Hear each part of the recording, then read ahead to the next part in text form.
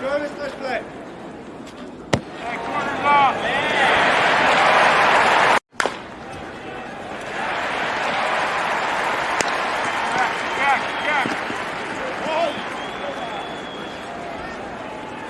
Jonas, let's play. That corner's off. Hello, Frog fans. Welcome to Postgame Beers podcast. We are the Lupton Drinking Club at Lupton Beers on Twitter, at Lupton Beers on YouTube, TikTok, Instagram, celebrating your 12-0 perfect Horned Frogs on the Frog Ball. I'm your host, Kyle Malloy, at YellMK on Twitter, joined by my co-host, Jacob Sailors, at JD Sailors, the master of activities. We've got Crazy Ray Cartwright. We've got Martin Guerrero, the Sultan of Stat. Unfortunately, our uninformed frog is out streaking, celebrating this monumental occasion. He could not be with us tonight. Maybe he'll join in later just to chime in, but just for tonight, it's going to be the four of us. Jacob, do you know how many days it's been since TCU baseball lost a game? Well, that's a great question. So it'd have to be obviously June of last year. How many days is that? Over 250, 256 to be exact. It's been a long time since our Frogs lost a game. Pretty cool. Let's keep it going, man. Let's get to 400, 500 days. Dude, fuck it. Why not 1,000? Yeah, right? Win a couple natties. Yeah. Let's add some more content. Hey, Jacob, when you're going on a date and you want that perfect pre dinner drink. You're getting ready, you're getting all jazzed up, taking a shower. Which Finnish legend do you choose? Well, funny you ask, because on Friday when I had to leave early and get to date night, I rolled up with a half pack of long drink at Tiffany's front door. So there's your answer. Delicious long drink. I'm drinking the cranberry right now. Cranberry. There you go. I've got the zero sugar citrus. It's my favorite. The peach is fantastic, which Ray is holding up right now.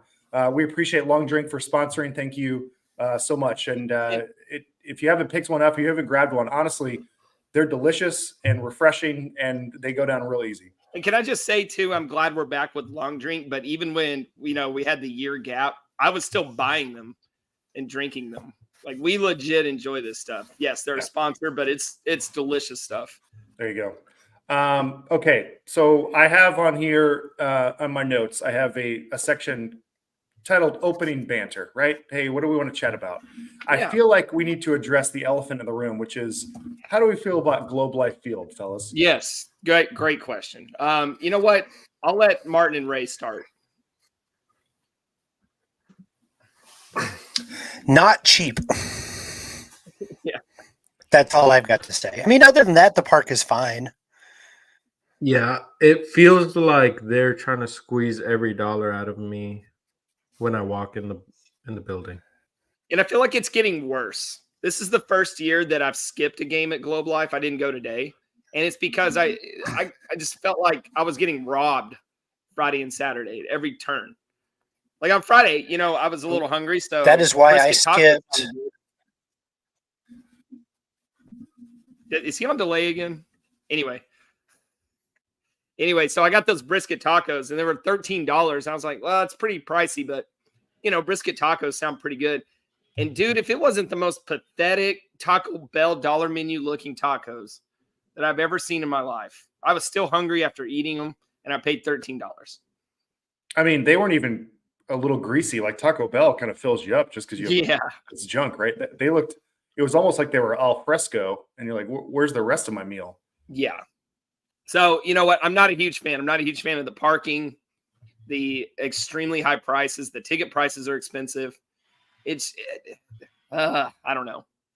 I'm glad this weekend's over. We get why they play there, right? It's a good experience for them. Number one, to be in an MLB ballpark. Number two, that's where the Big 12 championship is at. So it's good for even the freshman who's never been there to have a little bit of experience in the dugout, understand kind of the setup and get comfortable with it. But from a fan perspective, not player, which player, I'm sure it's badass. Yeah. From a fan perspective, you're right. The tickets, I actually think, are probably the cheapest part of it. Just per game or per day. What's it, $20, $23 with tax, nothing crazy. But you're talking over $10 a beer. Anytime you want something to eat, it's $15. And so, I mean, Can you enjoy yourself? Absolutely. But yeah, no, I had a blast. I felt broke walking out of there last night. Dude, yeah, Also- beers being $15. Yeah. It's crazy. Another thing is, Martin, I feel like you mentioned this on Friday night, and we're going to talk about the games and all that stuff. But there was a point where, things are getting a little interesting in the game. And I think the comment you said was, it feels like a sterile environment, like if this game was hosted at Lupton, the fans would be going crazy. Right. Obviously, it's not at home, so you don't have as many TCU fans there, even though we're 20 minutes away. And then you have some Arizona State fans, which is great. It was good to have some banter back and forth, but just kind of it's so big and so, open that even with a loud environment, it's not the same. Yeah, and I think part of it was also like who we were playing. Like there wasn't really that. I mean, there was parents for USC and Arizona. Like there wasn't a lot of fans from those teams, and Texas A&M and TCU didn't get to play each other, so that kind of sucked because we've been to Shriners in Houston and play teams like Ole Miss or even in Globe Life. We play Arkansas and Ole Miss and Mississippi State, and it's way different environment than what we saw this weekend. Yeah. Yeah, and you mentioned too what's sad about USC's crowd is if they were really good, they'd still have the same amount of fans there. Right. And also I don't know if this is new, but every time I've gone to one of these things, it's always general admission. You get there first and you can have whatever seat you find, right? And then this year there was stickers on the seats, up close to home plate where I guess they're selling reserve seats. Yeah, it was weird. I've never seen that before, and I think that kind of kills the vibe of what it's supposed to be. Did we decide, or did we figure out that those were actually for the tournament? Yeah, dude, we were getting. Yeah. Remember those? There were people showing up towards the end of the TCU game, like, "Hey, these are my seats. My name's right there." Oh wow. Okay, I didn't see. I wasn't there when they. Oh, that's right. You left earlier. That's right. Yeah, Yeah. People started showing up and saying, "No, y'all can still sit there, but those are my seats." Interesting, because we thought those were for the Rangers. And Yeah, that's what I thought too. wild. Okay. Anyway. All right. Yeah. Anyway. Enough negativity, right? I know we wanted to get. It's been kind of a bummer of a start. Yeah, a little bit, but dude, that place deserves to be ripped a little bit, just for the pure extortion of college baseball fans. There's just so little negativity to talk about. We thought we'd get it out, at the beginning of the show, and we can continue with the positive vibes. All right. So what we can do, I don't know if we want to go back to Tuesday and Wednesday. We can obviously want to mention them, right? It was an important week for Frog Ball. I'll do a brief, again, 20 to 30 second recap and then spread it around, see what notes you guys have for those nights. So on Tuesday night, the Frogs hosted Washington State at Lupton. Despite there was a first pitch home run that was kind of interesting. After that, Ben Hampton had a really nice showing for him into the fifth inning. Frogs put up 2 runs in the third inning, the fourth inning. I think they did 3 in the fifth inning, and they were kind of cruising to what looked like an easy 7-3 win. Kyle Ayers comes on to pitch in the ninth. He gives up 3 singles in a row, leaves the bases loaded for none other than our savior, Ben Abelt. Well, the next 2 batters would both double. That scored 4 runs. 3 of those were credited to Ayers, but it's tough to decide, we talked about this, I feel like, during the game, yes, it's credited on the box score to Ayers, but at the same time, Ben unfortunately gave up those doubles. It's tough to see him blow a save like that. I don't remember the last season when it happened. And maybe you guys have that, ready to chat about, but he's been so money lately. But Luke Boyer's defensive replacement in the ninth inning, he would be the Frog savior instead, with a walk-off single in the 12th inning to preserve TCU's perfect record at 8-0 at that point. All right. Who wants to chat? Well, did it feel like the quickest 4-run comeback of all time? It was like the game was on auto control for so long, and suddenly you look up and the game's tied. It like happened in the snap of a finger. I agree. I I think it was kind of a shock, right? Like Yeah, when you big time. that first double, you're like, oh man, they scored a couple. Okay, it's 7-5, settle down, and then another one, like back to back thing. And there was a lot of talk about, because Hunter Hodges was just dominant in the 8th, and there was a lot of talk about how come he didn't pitch the 9th. Well, it's a non-conference game. Hodges looked great. He did his job. You had a 4-run lead. That's a good time to kind of, hopefully Kyle Ayers can get back on track after, struggling to start the season. Unfortunately, he didn't, and it's just kind of the way the game went. But I was fine bringing in Ayers in that situation when you're up 4, right? Yeah, I mean, you don't expect a team that you've been dominating for 8 innings and 1 out to just string together 5 hits in a row. Yeah. It was kind of, I mean, it was, they barreled some balls, but some of it was also just bad luck on TCU's part. Yeah, for sure. Zach Collier, amazing again, saved the day. He extended the game long enough for our offense to get back on track, because the offense really went quiet kind of halfway through the game too. Didn't it feel like that game, once Luke Boyers was in, was just screaming for a big Luke Boyers moment after, it's been kind of an up and down start for Luke to start the year. Comes in as a defensive replacement, finds himself having to hit. Yeah. Yeah. I kind of got that feeling too. And you thought it was going to happen in his first at bat when he flew out to the warning track. Right. Dude, that was almost gone. Good gravy. But really, dude, it should have been freaking Curtis Byrne. He hits a rope to right field. And just because they were playing shallow, with it being 1 out, he got robbed of his game winner. Good for Luke. Obviously, everyone was thrilled. The hug with him and Kirk afterwards said kind of everything you need to know. Just the fact that we don't want to say he lost his starting spot, because he could easily get his starting spot back on Tuesday or next weekend or whatever. I think it's going to be a rotation of those guys in the outfield. Yeah. But for him to come in and make that play or that hit was pretty awesome. I wanted to mention Ben Hampton. You said he had a good outing, and he did. It was cool watching him evolve into the game, because he had really poor command of his breaking ball to start. And then you get to like this 3rd inning or so, and it's like, okay, it's looking better. And then by the time, he's in the 5th inning, that thing was dominant.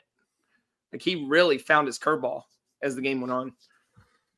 Yeah, dude, I think with these crafty guys that we got in here that don't rely on pure stuff, I think they're going to get better as we go along. And I mean, we're already 12-0 with the starters struggling. Like, could you imagine when they get rolling? Yeah. The last thing I have on this game, I noticed Peyton Chatinier in the 9th inning. It was the 12th inning when we won the game, because we stringed together that rally, and Chatinier was part of that. So runner on first, and a lot of times what teams will do to sniff out the sack bunt is they'll throw over to first, right? And then they want to catch the hitter kind of flinching like he's going to bunt as if the pitch is coming home. And so when the pitcher for Washington State did that, he threw over to first. Chatinier pretended like he was faked out by the throw over and squared around. So Washington State's thinking the bunt's on. They throw that next pitch, and he laces it up the middle for a base hit.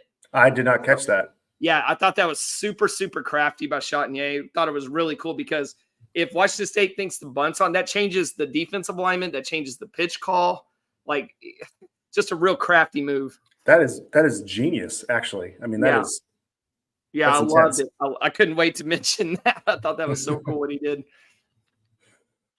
Takes a 5th-year senior or whatever he is, a grad student to figure that out. But, all right, so Frogs are undefeated. Moving on to the next night, a rare Wednesday night game during the week. Host the Arizona Bearcats for the second Pac-12. Well, actually, not of the week, but of the midweek.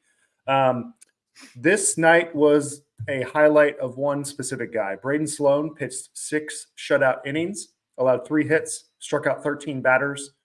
Offensively, it's funny because I don't remember a lot of the offense, but everybody had a hit. They knocked in 1 run in the first 3 innings each. Everybody had exactly 1 hit. Exactly. I've never seen that happen before. No more than 1 hit and exactly 1 hit. Everybody, right? So that was weird. But after Sloan, we saw Andrew Mosiello, Chase Hoover, Hunter Hodges, even Ben Abelt came out to close the game. It was good. I feel like I'm not even going to say that's a typical Kirk move, because I feel like that happened even with Schloss before, where they would give guys that extra chance to say, hey, we're going to see you redeem yourself. So he came in, closed out the game. The TCU pitching staff on a whole struck out 19. Great night for them.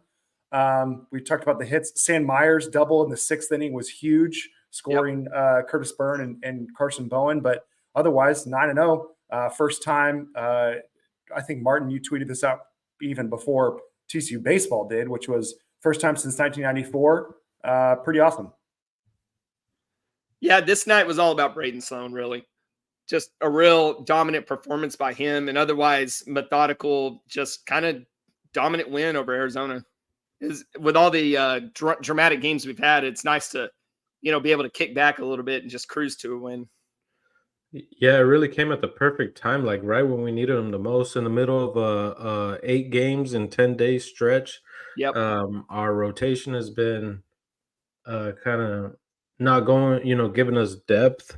And I mean, on the week, he had 19 strikeouts in 8 2/3 innings?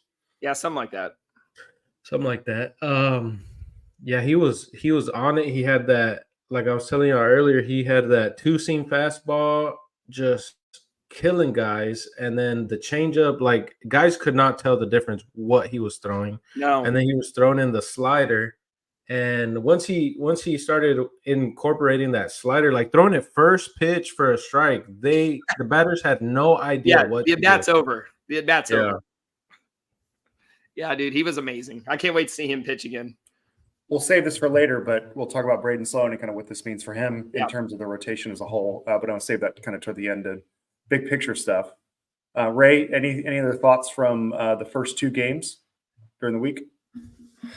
It was good to get linked out of Sloan, as you said. It felt like, especially playing you're starting off a stretch where you're playing Tuesday, Wednesday, Friday, Saturday, Sunday, and you go extras. You go 12 innings. So to get a deep quality start from Braden Sloan was huge to head into the weekend. I thought it was really interesting that the last guy who went 6 innings and struck out 13 was Russ Smith. Did you compare him on the last pod to Russ Smith? Yeah, I mean, Russ is like 3 inches taller, but they're pretty similar. You said in the preview pod you were really excited about Braden Sloan because he's tall. Yeah, he's tall, but Smith is like...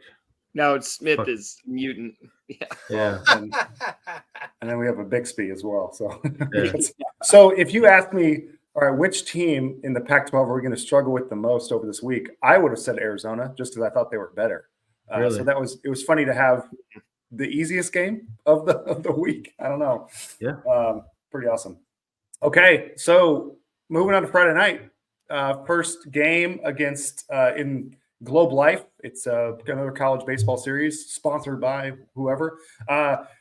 USC Trojans came into town, and this was another thriller. The Frogs remain undefeated after the game, an 11-inning, 9-8 walk-off win on Sandmeyer's base hit, allowing Chase Brunson to score from second base. Tolley was on the bump for the night. He made it through 4 1/3. He allowed 3 runs, 4 hits, 4 walks, and 8 strikeouts. We were there kind of watching, and it was kind of bumpy. It was up and down. There were times when you felt like he was totally in command, and there were times you thought he was going to get pulled in the 2nd or 3rd inning.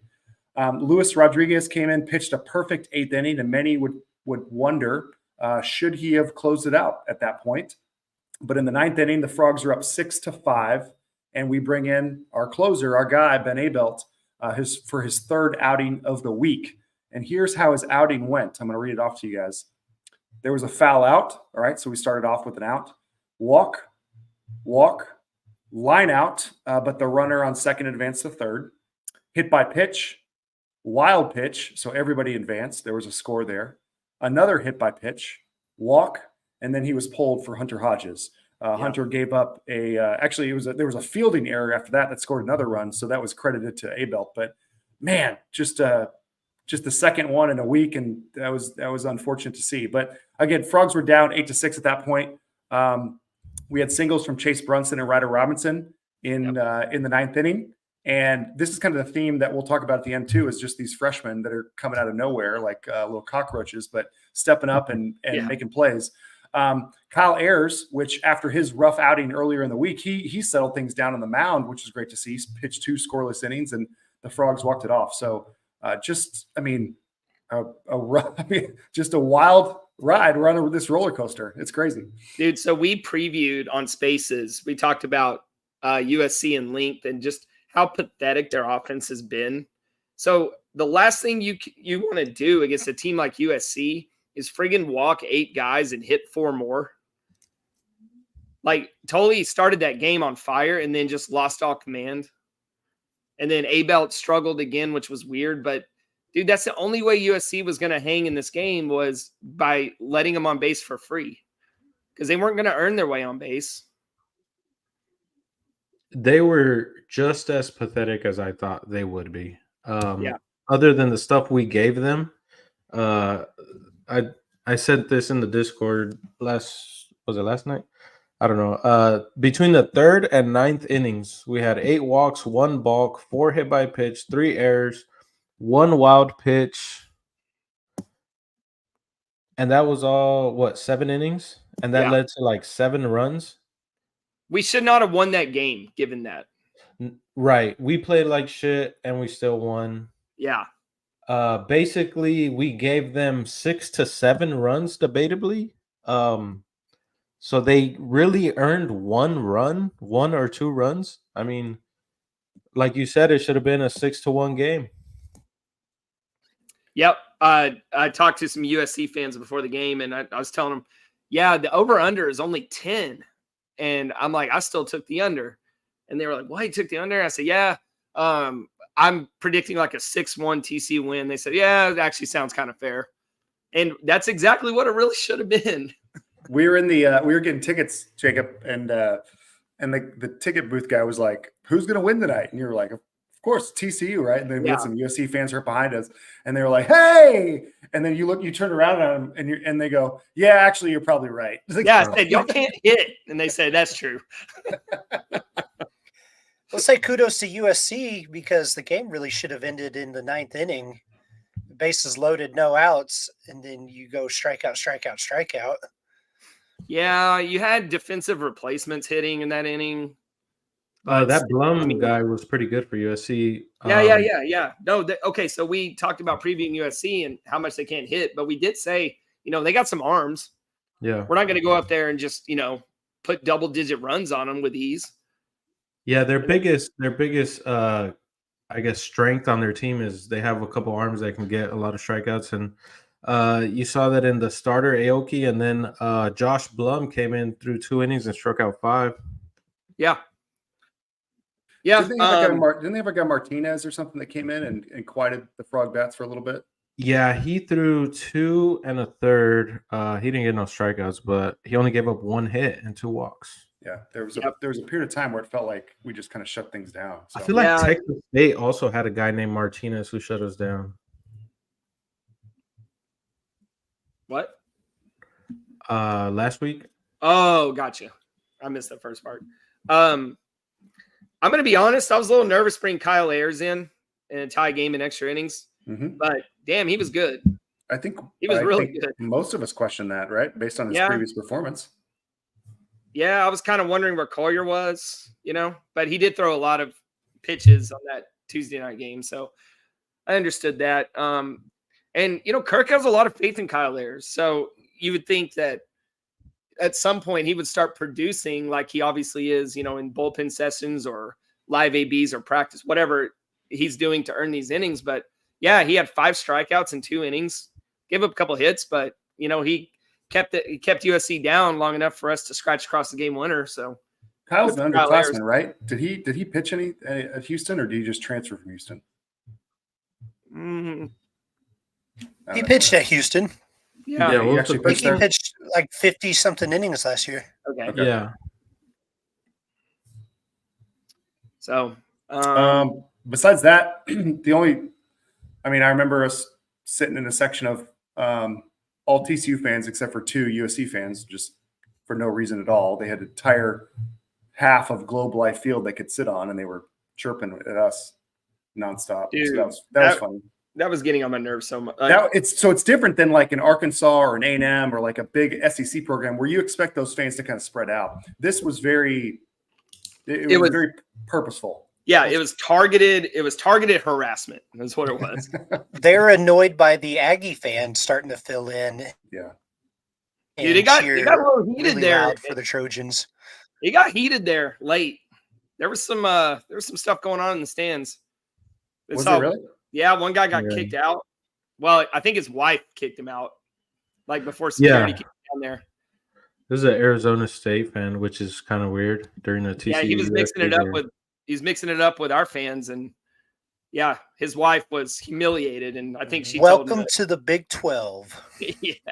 Oh yeah, he was talking shit about the Big 12. He was talking shit about people all around him. Dude was just unbelievable. When I heard the story, I literally could not believe it. Yeah. Well, at least none of us got kicked out. Anyway. Not yet. Not yet. Okay. Let's before we get to Saturday and Sunday, let's take a quick break. Okay. We have a friend over at Hell's Half Acre SG.com. If you go to Hell's Half Acre SG.com/Lupton Drinking Club, you can grab your quarter zips, you can grab your polos. Ooh. The hat I wear constantly. I was wearing it today all day. We appreciate them, and actually their gear is pretty awesome. If you're a Carson Bowen fan, they've got a Carson Bowen specific shirt you can purchase. They have a brand new one, a TCU baseball Lone Star that just came out because that was based on the sweep of UCLA. Just released a new shirt. So every time we sweep, it seems like he releases something new. Oh, I love that, dude! Look at this frog ball shirt. Show the hoodie. Pretty awesome. The new hoodie, I just bought that. Is that black one? Yeah. That script is really interesting. For the audio only folks, it's a black hoodie with like block frogs in purple going across. Yeah, it's what they've been wearing midweeks. Oh, okay. Black oh, hoodie. yeah. I see that now. Yeah. Yeah, I love this frog ball shirt. That's super cool. Got that animated baseball. Love it. Thanks to Hell's Half Acre for sponsoring us. We appreciate you. Yes. All right. So fourth game of the week, Saturday, the Frogs match up against Arizona State. Feel like I'm repeating myself, but another late inning comeback. Frogs take their second win at Globe Life for the weekend, beat the Sun Devils 9-7. So the Frogs led 5-0 after the fifth and kind of looked to be cruising behind Cole Klecker, who was having a great night. He got through 6 full innings, just allowed 1 run on 3 hits. Arizona State, though, would come storming back in the 7th inning. They scored 6 runs off Hoover and Zach Collier, which is kind of a surprise because he's human. There you go. They're human. They actually have they might mess up every now and then. But that was crazy. It was crazy to see it. But I'm sorry. Keep going. No, you're good. It was surprising. Frogs immediately retook the lead the next inning, scoring 6 of their own. And then Luis Rodriguez, even though he gave up a couple runs, closed things out. He looked great those last 2 innings. So Frogs win 9-7. Dude, we were having such a blast in the stands during this game. It kind of felt like a party scene kind of in our section a little bit. Absolutely. And I'm not going to lie to you. We're up 5-1 and just Klecker's owning and we're cruising along. And I'm not really paying attention as much as I usually am because I was just having fun with you guys in the stands and, everybody sitting around us. But we had this whole group of TCU fans behind us. And they were the Miranda family. Give them a shout out. But they were more amped than we were, and trying to start the wave and getting cheers going. I mean, it was awesome. Like we had cheers going in the entire stadium because of the Miranda family. It was great. Yeah, so we're just cruising, and then all of a sudden I'm seeing a couple hits, and I'm like, okay, that's cute, whatever. And next thing I know, man, we were down by 2, 6-run inning. I said, that's so weird. That wasn't supposed to happen. But you know what I said? I said, okay, well, I've seen this movie before. Like we've gone a couple innings without scoring and Arizona State just had their big inning. We're about to lock in now and score 4 in this next inning. I was wrong because they scored 6. Just like what was it? Tuesday? You do not expect Arizona, who had 1 run the entire game, to just go off and string together 7 hits, Arizona State. Yeah. Yeah, sorry, Arizona State. Yeah. I mean, Arizona State's a good hitting squad, Yeah, they are. But they weren't touching the ball. but I was No. never worried because I know their pitching sucks. Yeah, and it's like this team can flip a switch when they need to, which is not normally what happens in baseball. And boy, did they the very next inning. Yeah. My buddy said, "Well, who do you have coming up in the lineup?" And I said, "I don't know, and quite frankly, I don't think it matters because I trust every single guy in the lineup equally."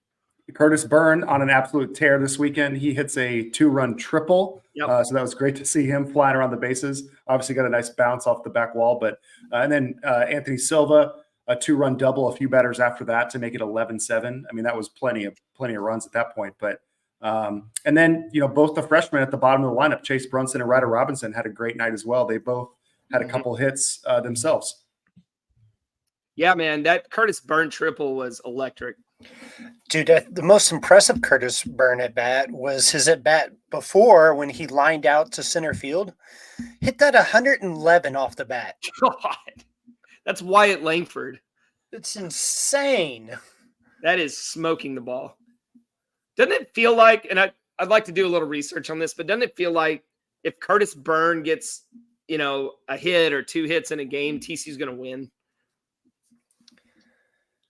It feels good, right? When he's on, then it feels like the rest of the team is following his lead. It really does, man. I want to see some numbers on this, but it does feel that way. It's nice having Logan Maxwell in front of him, who's quietly also on right now too. Yep. Like we mentioned Zach Coyer, and first tough outing, but guess what? He got another win. Oh yeah, which is crazy. Yeah, 4-0. Leading the nation. Dude, he's gonna have 20 wins by the end of the season. Roger Clemens Award. It just keeps coming in when TCU's down. Then we take the lead when he's pitching. Yeah, dude, Perk's record is not safe. Did Perk have 4 wins through the first 3 weeks? That's a good question. I'm hoping we kind of settle down and start playing more normal games so Zach Coyer doesn't end up with 20 wins. But yeah, well, you thought that it felt like during certain games this week that it was starting to become normal, right? Like the Washington State game up until the last 2 outs, the Arizona State game when Clicker got pulled, it was what, 6-1. The Arizona game we won 6-1. You would have thought at least more than half of these games were gonna be normal, dominant TCU wins, and then just some bad luck happens. Yeah. I want to get into that more after we finish the recaps because I think that's going to be a fun discussion. But you're exactly right. 5th comeback win of the season. So we saw that on a fun tweet. I think Ray, you shared that with us this morning at Friday Starters. TCU is 11-0 despite facing win probabilities of under 20% 5 different times. 3 of those, hilariously enough, were against Florida Gulf Coast. One of them was like less than 1% that first game. Yeah, the Sunday one was the Sunday Florida Gulf Coast. That was a little weird. I felt like, that was probably for just a half inning, and then we responded. But still, you didn't mention it, but Luis Rodriguez came in and closed that game out. Yeah, looked really good in 2 innings. Wobbled a little at the end, but that's fine. He gave up 2 runs, but he closed it out. So that's okay because I like whenever you have a lead like that, just pound the strike zone. Exactly. And he was artistic in that first inning of work. He was working inside of the zone, outside the zone. He was mixing up his locations, and Arizona State had no idea what was coming. Okay. Sunday, the marquee matchup of the weekend versus Texas A&M. Shit. I'm sorry. Thanks a lot, Schloss. My notes are off here. That was not the case. The rematch against USC, which is what we all wanted anyway. I don't have a lot of notes today because I listened to it, didn't take a bunch afterwards. But at one point in the second inning, Frogs sent 11 men to the plate, had 5 runs on 5 hits. Still left the bases loaded, which, shame on them for doing that. But By the fourth inning, they had double-digit hits. I mean, they were just on fire today. Luke Boyers had a good day, had a couple hits this game.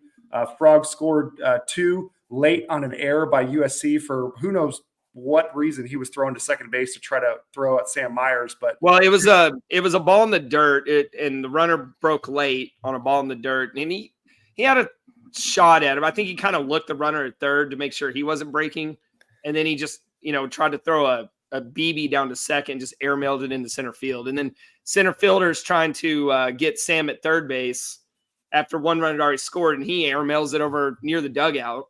Yeah, so 2 errors later, 2 more score. Frogs win 9-5. We saw Zach Morris briefly. He did get hit.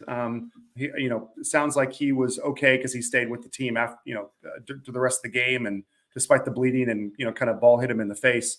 It sounds like he's doing all right, but it was fun to see some other guys come in. We saw Colt Taylor. We saw Mason Bixby, freshman from San Antonio. He went 3 innings and pitched, only gave up 2 hits and a walk. Just Ray, I want you to talk about your new crush. Oh my goodness. Mason Bixby. Dude, I've never seen a TCU pitcher be able to run it in there at 98 with that little effort. I mean, his motion's effortless whenever he pitches. It was such a treat to watch, to finally get to see him pitch. We've heard about it, and I think Kendall had mentioned this in his fall report, that the coaches were excited about Bixby, that they think he had the potential to get it up 80 or 98, 99. And to see that actually realized on the mound today was incredible. It just dominant. Yeah, dude, it was. Sorry, go ahead, MK. Well, no, I think the comments that I didn't watch it, right? I didn't pay for the subscription, but the highlights that we saw and the comments that we kept getting was just effortless. So it looked effortless. Do you want to talk about that for a second? Yeah, it's just his throwing motion. Sometimes whenever you see a guy that throws it in there hard, it really looks like they're really trying to in their throwing motion. This just looked like he was playing catch. Yeah, he looked like an infielder almost, like just a real short arm action. And it's crazy. Whenever he's doing his warm-ups, it almost looks like he's just, taking infield grounders with the way he's thrown to the catcher. He's not, running his fastball. It's probably 89, 90 or so whenever he's warming up, and then just unleashes fury on the batter as soon as he gets the ball to start the inning. I'm feeling like his delivery reminds me of Neftali Feliz. I'd have to check and go back and watch some Neftali Feliz film, but it kind of had that vibe to me. And the great thing about Mason today is that first inning, he was really pumping it in there, 97, 98 constantly. What's he going to do whenever he comes back out for an inning and then another inning? And, by the end of this appearance, it was still between 94 and 96. Yeah. Yeah, he was really good. Just pretty boring win when you think about it in comparison to other games. You know what I mean? Yeah, nice, easy Sunday. Big picture question from Bella Fox, which I guess is the appropriate time to start talking about other stuff now. But do you think recency bias makes Bixby the biggest takeaway of the week? Or is there a bigger realization that y'all have seen this week? So Sam Myers jumps out at me. Really huge week for him. Let me. I wasn't ready to go into. I think there's a couple on the pitching side. Yeah, I'm ready to talk about Sam. So he was 7 for 11 at Globe Life with 6 RBIs. Yeah, amazing week for him. If you include all the Pac-12 teams this week, all 5, he was 12 for 23. So that's a 5.22 batting average. Not to mention, I don't remember any mistakes that he made defensively. He dropped that fly ball against USC on Friday. I stand corrected. Thank you. What the heck are we doing here? Logan Maxwell has an ops of 1.119, which is second on the team behind Brody Green. But what's Logan's on base? I feel like he's always getting on base. Yeah, and you are correct because I thought it was 640. It's 540, but still really good. Damn. I think that's second on the team behind Brody, but again, Brody's only had 17 at bats because of injury. So, yeah, 540 is still really. I thought it said 640. My goodness. How My about eyes Ryder would have popped Robinson? out. How about Ryder Robinson this week? Dude, Ryder went 6 for 13 over the weekend at Global. remember Edge. what we said about Ryder after Florida Gulf Coast when things Oh, didn't man. go well for him? He's looked transferring. He's out of here. No, dude. We No, said we he's didn't going to say be a that. really good player. I'm kidding. It looked like in that opening weekend the lights were a little bright, but he's Mhm. going to settle in and be good. And I'm glad we got to see that sooner than later. Right? I didn't think it was going to be so quick. He's batting 345 now. He was 9 for 20 over the whole week with the 2 midweek games. And then today he played shortstop, filling in for Silva, and he looked really good. Yeah, He looked okay. He had some moments that didn't look comfortable there at short. you want He to be settled in. It's hard to follow up the Tejana tornado. You know, Right. He looks so It- Big smooth. shoes to fill. Huge shoes. Can you be more specific, Ray? There was a play. It looked like they were intentionally trying to drop a pop up to get a Okay. double play. The pop up falls in front of Chatinier. He flips it over to Ryder, and then he airmails it into the USC dugout. Wow. Barely touched the ball. It was just a couple of the transfers didn't look crisp at times. Still got him out, but Is that a play that they call like in the moment? Hey, like they know they're going to drop it. I think it's improvised. I mean, Silva does it all the time, so he probably has a better rapport with Chatinier as opposed to Ryder playing third base, and that's literally his first game as shortstop. Yeah.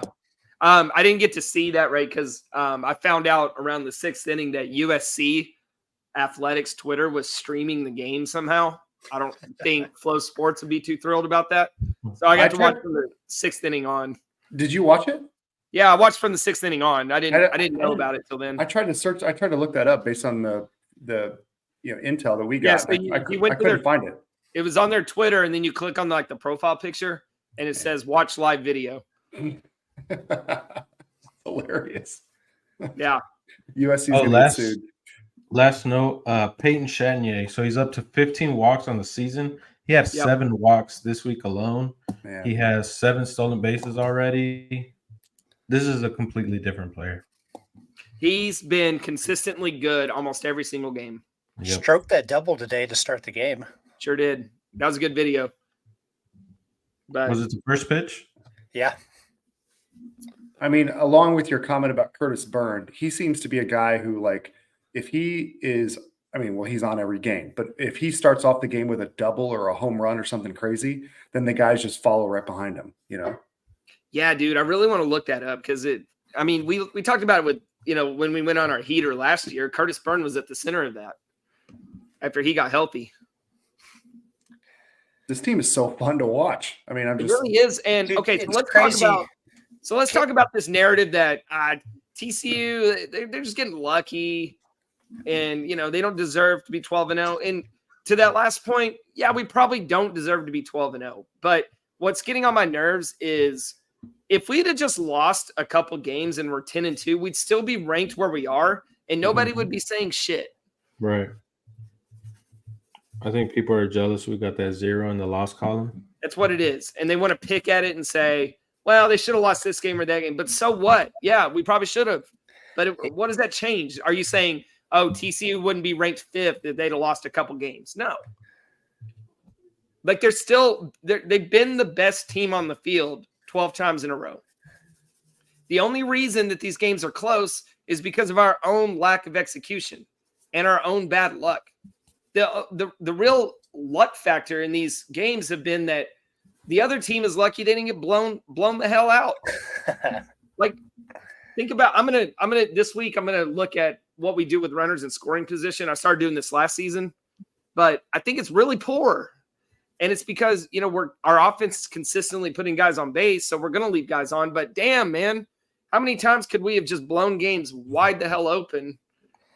And we've let the bases loaded or guys on second and third or, You know what's crazy is being 12-0 and, Silva's kind of slumping a little bit. Carson's slumped out of the gates, Yeah. but Tolley has been slumping too. And those are your three kind of big horses you would Right. expect out of the lineup. And you that's a haven't great needed- point. I was going to say this too, and I'll go a little further, Ray. I was going to say, how can you be like undeserving or lucky when your 4 top pro prospects, if you include A-Belt, are all slumping? Team's deep. It's crazy. Yeah, It's like those guys are a luxury at this point. It's somebody else insane. stepping up each game. Exactly. You know, Gagnier's been steady. Sam Myers has been great. You know, we mentioned those guys, but Logan Maxwell. But especially from the pitching, if A-Belt's going to struggle, Zach Poyer's going to come in and give you 3 scoreless innings. Dude, Luis Rodriguez now. Luis Rodriguez. Mason Bixby. Yeah.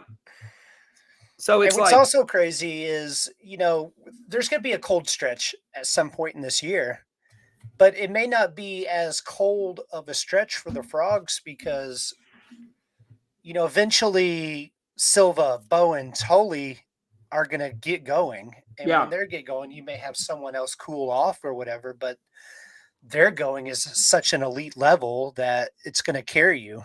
yeah, now you have Cole Klecker. He's shaking off, the injury rust. He looks great now. I'm no longer worried about him like I was. I love the fact that Kirk's given other guys a chance to play too, right? So Jack Basir's had a couple outings. He's been in there a little bit. Today we saw Micah Kendrick get his debut. Jack Arthur doesn't start, but he comes in relief later on in the game. And what was it? Zach Wattis, I think he only had 1 at bat today, but the fact that he's getting these guys just some playing time, right? Get in the game. It's what we hoped we would see, right? When we were talking about, we were previewing the offense. We were talking like, I hope Kurt kind of is fluid with the lineup early in the season because we want to see all these guys play. I think there's only 3 guys who have played every day. Chatinier, Yep. Bowen, and Byrne. Yeah. Yep. And I think Chatinier is the only guy that's hit in the same position in the lineup every game. Interesting. A true gamer. So going back to, we were talking about, people talking shit about the 12-0, whatever, right? So let's talk about the rankings for a second. Every top 10 team played at least 4 games this week, if not 5. Okay. All those 10 teams, what would be your number of collective losses for all 10 teams? 2. 5. Maybe 1. For the week? For the whole week. I think maybe 1 or 2. I know Florida for sure. I'm just gonna guess So 5 without collective losses for the week for the whole top 10? The whole top 10. I'm going to say 7. Yeah, so Ray's correct at 2. Florida had both of them. Wow. They lost to Stetson, and then they lost 1 game again in the Miami series. So everybody else went undefeated. So Vandy beat Texas today? Dude, Vandy came back from 11-3 to beat them 14-11. Did you miss that? Texas down bad. Dude, Martin, that's why And they're fighting on Twitter. It is crazy at the 40 acres right now. They were 0-3 in Houston. I bet those fans were pissed. Ooh, and they lost to Texas State. Ooh. Dude, they were fighting each other on Twitter. It was so funny. So that's another thing I wanted to point out. So 12-0, and I said this on Twitter, it hasn't been against any like truly uncompetitive teams. Yeah, dude, we have what, the number 1 strength of schedule so far this year? Yeah, I mean, I know it doesn't. We're not playing Gardner Webb Or Texas Southern or Prairie View A&M. Yeah, we're not. The midweeks are tough too. Texas State and all the Pac-12 stuff. Right. I mean, they haven't played anybody, any rollovers. So there's that too. We have ACU on Tuesday. That's probably going to We'll probably lose by 10. Watch this. No. But that was actually brought up in, I feel like the Discord, somebody brought up the rankings. And so I just don't, I think if they were going to do anything, they would move TCU up to number 4 above Florida because they lost 2. But I really don't think they're going to change anything. I think. Do y'all really care? No, I don't. But people do care about the rankings. People really care about lists. So I wanted to. How long do we have? I just wanted to bring it up because people are going to get pissed off when we go 5-0 in the week and nobody changes on Tuesday or Monday when they bring out the rankings. Those cowards better have us number one. Well, that's Or a else funny these joke too. Twitter Is like, fingers are going to be hot. the rank us number one is hilarious. So let's go here next. Travis says, "Evening, boys," and to that I say, "Good evening." Where are your panic levels regarding Ben Abel? Oh, good question. And that was brought up earlier because with let's see, who said that earlier? Same type of deal. Brian McGee. I thought Sarlos got ahead of himself, tossing Abel out there 3 times in 4 days this week. Well, if you're going to use Abel in the pin, I would prefer to use him frequently. Was it too much? I don't think so. Yeah, he definitely struggled, but if you remember, like he had times where he struggled last year. But I'll choose to remember how he ended the season, which was he looked like a top tier pitcher in the whole country. So he has that in him. So it's going to come back. Blown save. I know it's kind of harsh, but blown save on Tuesday, closed out on Wednesday, blown save on Friday. The one that really bothered me was Friday. Because he came into the Tuesday game, he came into the game with the bases loaded. He was probably rushed into the game because Washington State threatened so quickly. So I don't. It's a good point. He didn't come into a fresh inning. Didn't come into a fresh. He probably wasn't even planning on pitching that night. But dude, I don't know what the hell was happening on Friday. He just had zero command. He was throwing the ball, but he had no idea where it was going to go. I think that's baseball. Of course, yeah, but it still happened. So we're going to talk about it. I'm saying he's going to get back on track because he's too talented not to. I wonder if Kirk notices anything from that outing where he had 3 walks, 2 hit by pitches, like things where he's like, hey, maybe he'll catch that sooner. Like he's not on his game, so this is not the night for him, and I'm going to pull him sooner. Do you think he would have been better off if he had not come in the next day against Arizona in a game that was kind of in hand? Well, he looked good. I mean, I'm kind of glad he was able to get back out there and shake off the day before. I was a little surprised he didn't come in today, to be quite honest with you, because you saw Zach Coyer struggled last night against Arizona State, and they threw him right back out there today, and he was awesome.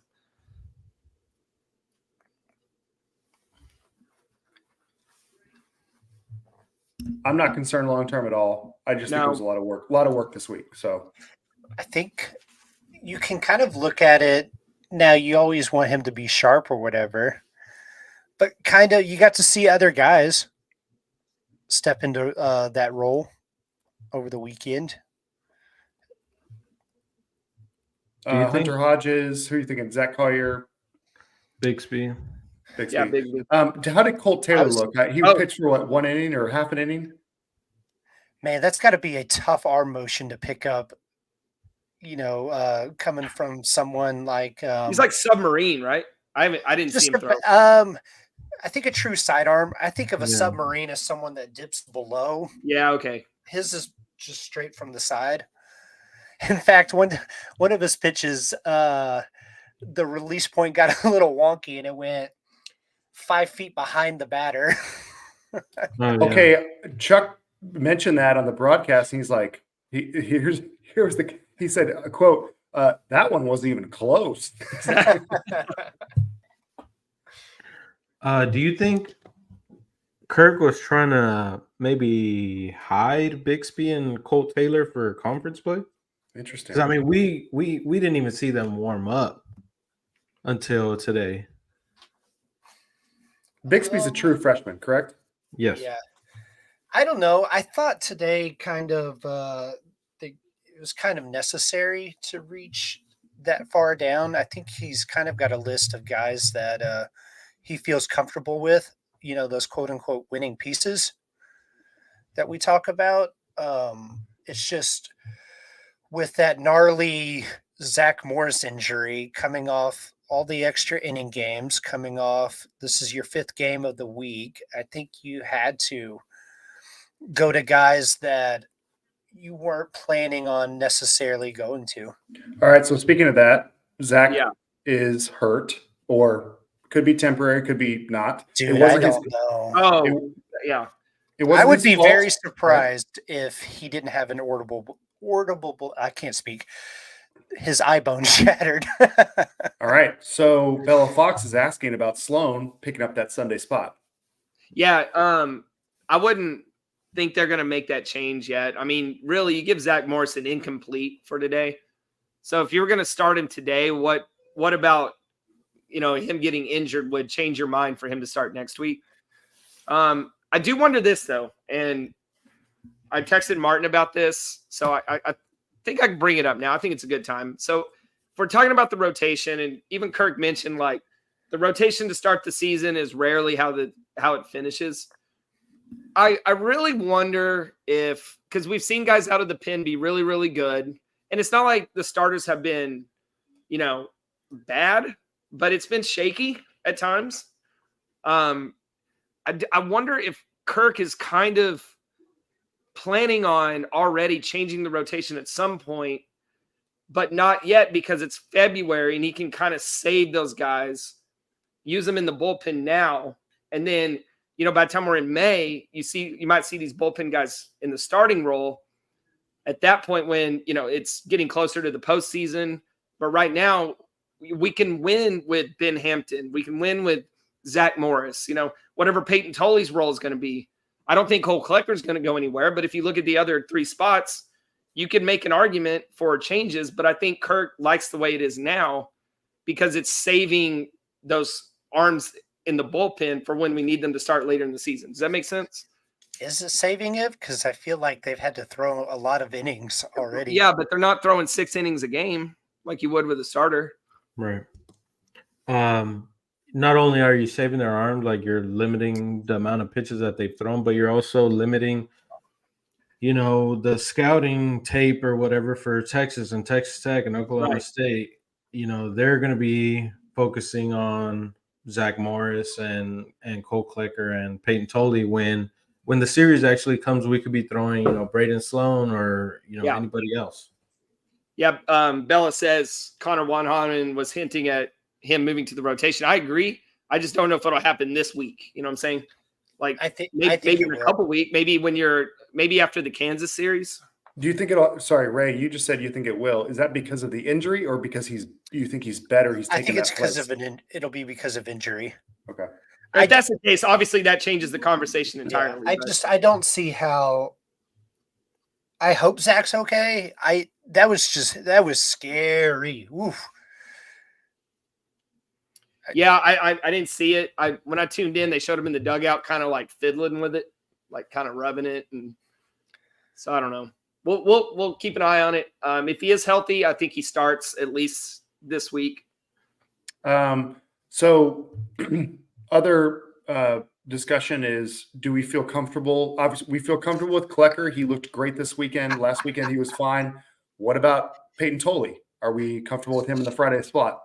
Dude, are we talking about hitting or pitching right now? Well, we're talking about pitching. We can talk about hitting next. Yeah. Doesn't he look like a reliever? I mean, if you look at his starts, man, has anyone made contact off of him in a first inning? No, just foul. He had one ground ball to third base. Yeah, and every first inning has been strikeout side. But then it about second time through the rotation, things start to get a little wonky. I mean, it's weird how he goes from so dominant to, and it wasn't bad against USC, but it was definitely not how the first couple innings were. Would you like to see his role flipped with A-Belt? Like start A-Belt? Start A-Belt. Not right now. Tolley is your closer. I think at some point A-Belt is a starter on this team. I just don't think that's right now. Dude, y'all should maybe Zach will be okay. I don't know if they've done x-rays or whatever, but look at the picture of TCU baseball. Just tweet it out. Brody Green cracks me up. All right. Everyone's chiming in. They want us to get Connor Wanhanen on the pod. So yeah, Travis mentioned that. So I got to listen to or watch the broadcast on Tuesday, and I had the same note. Connor Wanhanen is pretty insightful on these broadcasts. Yeah, he's been good. Listening to the radio broadcast on Friday. So back to Tolley. Dude, he's looking pretty lost at the plate. And His timing's way off. Hey, Yeah. he had a nice hit today with the 409 or something. Just missed the home run. Yeah, I heard that. Oh yeah. That would have been out at Lupton. Logan got robbed of Globe Life. Same with Chatinier, right? Today. Oh, I was gonna mention this. It's weird we played 5 games and didn't hit a single home run. That is weird. I'm not forgetting any, aren't I? All right, Emma. We seem to always Didn't hit hit a one bunch this of home runs weekend at Globe for Life. sure. Yeah. I don't think It's we hit just- any on Tuesday or Wednesday that I remember. Our moonshots that we hit went dead center. Curtis is, dude. I watched that replay a few times and thought it would have absolutely sucked if the left fielder would have caught it, but that would have been the greatest catch I've ever seen in my life. What do you think that left fielder was thinking?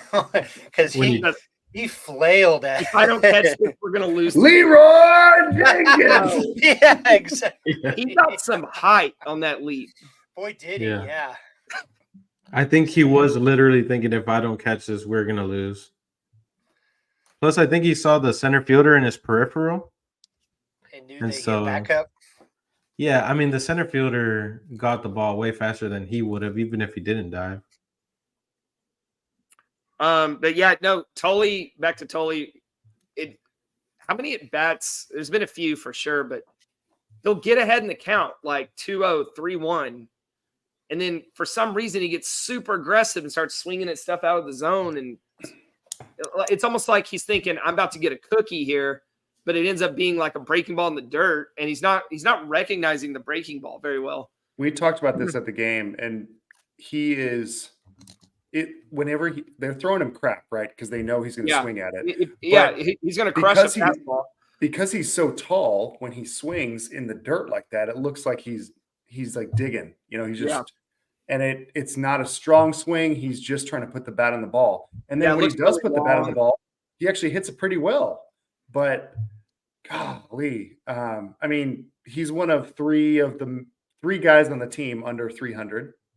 He's actually hitting the lowest. He has the lowest batting average of anybody with significant at bats at 226. Yeah, just got to be patient, right? Just wait for it to come around. I kind of wish they would take the opposite approach of what they're doing. I see that they're giving him a lot of days off. I kind of wish they would play him every game and force him to do something, force him to get hot. On that note, Anthony Silva kind of struggled. I'm glad he got a day off today. Just give him a break. Not a day off. What do you mean? He's dinged up a little bit. He's got a gnarly bruise from whenever he got hit yesterday. Oh, really? I don't know if he'll play on Tuesday. Chance he plays next weekend. Well, okay. So yeah, but still, I'm glad he's getting some time off. Because I think he played every game last year, right? I think he got dinged up last year too. Oh, he did. I think Taylor had to play short for a little But bit. we got to see Micah Kendrick. That was cool. He had a couple walks. Yeah, did he get hit by a pitch? No, he did not. What did Micah look like in terms of? They kept talking about his speed. That was it. He looked excited to play, which is what I saw in the fall. That's fun. Played third base pretty well too. Is it weird Jax Traeger hasn't pitched yet? Yeah, I think so. I think so too. I don't like it. I don't know what's going on there. I don't know if if it was injury, we would have heard. And Yeah. I don't know if it's like practice related. I don't know either. We haven't seen Fisher Ingersoll or Jake Dewar. Yeah, it's just hard to find at bats in that lineup. Yeah. As Where far you've as got the 12 guys that are constantly producing. right, there's a handful of freshman pitchers we haven't seen. That's not all that surprising. Y'all didn't mention Cayman Parker had a good week. Talk about Caben. I actually don't have any notes on him. He 2 2/3 innings this week. Only allowed 2 hits, no runs, 4 strikeouts, and a walk. I thought he gave up a couple runs. Mm-mm. He may have inherited a couple of runs. No, Yeah. hold on. Perfect question from Travis because we were on the same mindset. I thought about Storm today. So Oh, you're right. Storm Hairholzer. How did he? He gave up a few runs, but did he? I mean, the first time he's been on the field in what, 2 years? Yeah, since May of 22. I thought at first he looked a little rusty. And then he kind of settled in and gave him a couple solid innings. He wasn't bad, dude. His fastball was like 94, 95. Cademan, yeah, sorry, just clean this up. Cademan gave up 2 runs, but they're both unearned. So there you go. Yeah, sorry, go back to Storm. So yeah, he pitched 2 innings. My guess is he would have been rusty. 3 runs on 2 hits. All three of them were unearned. So I don't know if that was. I don't remember what was it. An error on it? What happened today? Yeah. I feel like we talked about the game. I don't remember that. I don't remember that either. I think one of them was the airmail into the dugout. Okay. 1 walk, 1 strikeout, 2 hit by pitch. There you go. That'll add to your unearned. But fastball looked good. Yeah, if he's hitting 95, that's faster than Tolley. That's faster than Klecker and even Zach Morris, I think. Yeah. I think what you've learned, if you look at this week in totality, is, man, they've got a lot of options to choose from. Yep. Down there in the pen to get you outs, to get you through 9 innings. We knew that, though. We knew, that's not a surprise. It makes you even wonder if they could do like an opener kind of thing. What do you mean?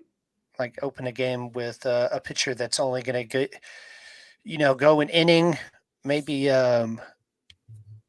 2, and then you bring in who your starter would be. Well, that would be the first time. It would be the first time Kirk's ever done that, so I wouldn't expect it. But I mean, the idea is pretty new. I mean, MLB teams just started doing it like a year or 2 ago. Yeah, the Rays started it. Yeah. So and you'll bring in a reliever for 1 or 2 innings. You bring in a reliever in theory, right, to get through the best hitters in the lineup. That your 1, 2, 3 hitters, and then you bring in who you want to start, and they start kind of towards the middle to bottom of the lineup. It just gets more length out of a guy who probably can throw more pitches. We'll find out pretty early on Tuesday if Sloan is going to be on Sunday or not, right? It'll be Ben Hampton. Yeah, Ben Hampton. Hampton. Yeah, totally forgot about Ben. Yeah. We have a luxury this year. We actually have an actual Tuesday starter that we can pencil in every week. So that's a question: Ben or Braden? Ben or Braden on Sunday, if they had to choose. Sloan. Well, yeah. I don't think it's much of a choice. No, I think Ben Hampton's pretty solid in that Tuesday role for now. What would he have to do to change that? Not throw his curveball well. Get shelled by ACU. Sorry, opposite. You guys are thinking negative. I'm thinking, what would he have to do to earn his way into the weekend rotation? I mean, strike out 20 guys in 10 innings.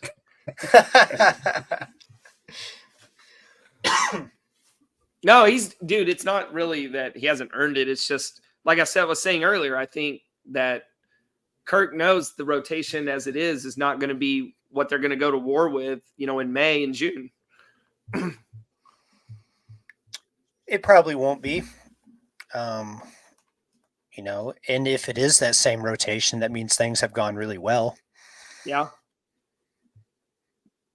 Yeah, but it's not like, Zach or Tolley have done anything to say like, man, they shouldn't be starting. I just think that you have better options in the bullpen, just from a meritocracy standpoint. I just think Kirk's not going to, go full throttle right now in February when you can still win with Zach Morris or Peyton Tolley or Ben Hampton or whoever. Martin, what you got in the GM notebook over there? Oh, I just emptied it out. Hey, can I respond to Travis real quick? Okay. Let me pull this up. I tweeted this before Zach took the mound. I didn't know 2 batters later he would be out. You got to read it because people are listening on audio only. Okay, Travis says, "Damn, Ray, I just saw your poorly aged Zach Morris tweet." And I said, "I just hope Zach Morris has fun today." And then, It's a good thing to hope for. being eviscerated on Twitter because of that. Yeah, Freezing cold take. Oh, Jericho man. got a hold of it, and then it's over after that. What prompted the tweet, Ray? I just wanted Zach to have fun today. I think I would have said the same freaking thing. Like, I just hope everyone has a good time, get some fresh air. Yeah, Frogs had a really good top half of the inning. Just go out there and have some fun with it today. Smells fishy. Do we know who the undefeated teams are still remaining? I saw somebody ask that. Texas A&M. A&M and Louisiana Tech Yeah, is another one. Alabama just lost. They lost to DBU. DBU is not unserious. And was DBU undefeated before this weekend? I think so. Yeah. They lost. They also lost a game. Oh, they dropped a game earlier. No, they didn't. Never mind. Sorry, my bad. Oh, hold on. There was some on 11.7's mid-major power rankings. DBU is 10-1. UC Irvine is 9-0. TCU, Texas A&M. I'm at Warren. Florida State's 10-0. Louisiana Tech's 11-0. I think that's it. There's probably some weird name team that's undefeated. No, I'm looking at Morehead State. I'm in the 150s on ELO. And let Morehead State host, Kendall. That field is ridiculous. They have to host. They have to host. If you haven't looked up the field for Morehead State, Google Morehead State baseball field and feast your eyes on a left field that's probably 550 feet. I don't know how far back that fence is, but it is brutal. Is right field like 230? Yeah. Hey, how is Omaha? Omaha 0-10. You're Omaha. Oof. You can't be 0-10. It's your home field. Hey, do y'all know the story about why Morehead looks like that? Yeah, they 11.7 actually interviewed their coach, and he told the story. But I'll let you tell it, Martin. I was just gonna. Oh, you really don't know? I was not gonna tell it very well. I don't know the story. Well, so in right field, I'm trying to remember every detail, but in right field, they ran out of real estate. Like it's super short to right But field. you don't remember why? No. I do remember why. Oh, so they have a salamander sanctuary. They have like an endangered species. So they literally cannot like extend it out. Oh, that's like USC football. They're an endangered species, so they had to expand their territory into USC's baseball field. Stretch. That is such a stretch. So that's one wrong. You can't extend right field, but why did they make it 2 wrongs and I guess to overcompensate? Make up for it? Yeah, I guess. I have no idea. It's like the old Polo Grounds. UC Irvine is 9-0. I missed them, but that's all the undefeated teams. Right. Dang. Do they play in the same park that USC plays in? I don't know. How are they able to win all these games? So 4, maybe 5 undefeated teams in the whole nation. That's pretty awesome. Yeah, around there. Let's see. Aren't y'all glad TCU? Doesn't it feel like it's been kind of like a sprint stretch they've been through? Dude, I was gonna ask you 100%. guys if you had baseball fatigue. I'm tired, y'all. Yeah, No. some of that's a little bit of a hangover after Saturday night, but Like I'm glad there's no game tomorrow.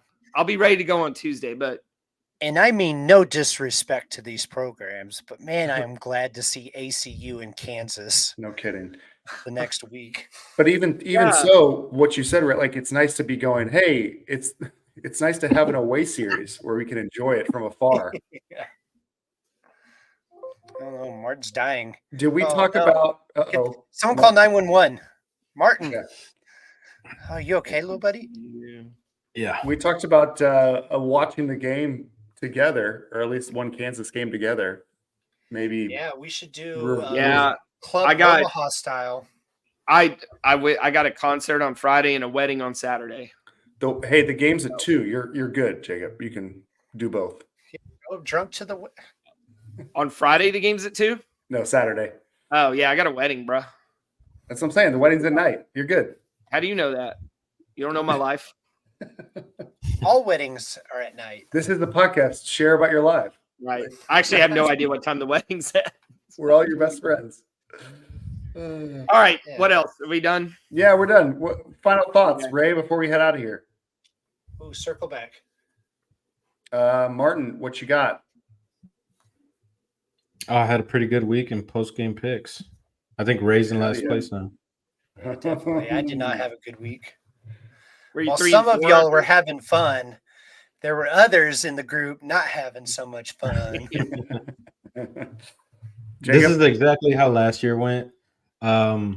So Ray is probably hoping we add a new member so that they can start in last place again.